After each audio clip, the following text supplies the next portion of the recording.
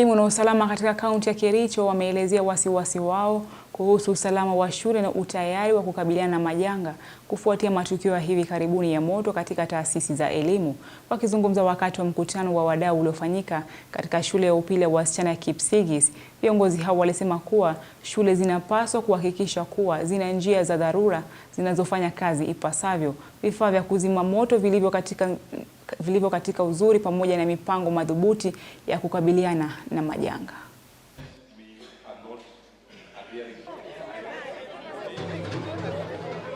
Our key point that we have discussed today is the need for our principals to take charge of our institutions and be able to show leadership together with the Board of Management, show leadership within that level with the support of the Ministry of Education and the Interior Ministry, which that's why we have the Commissioner here. Because as a county, we are going to work together with all these agents to ensure that we support our principals, support our parents and our Board of Management to have secure and safe places in our schools. Visa vingi katika shule zetu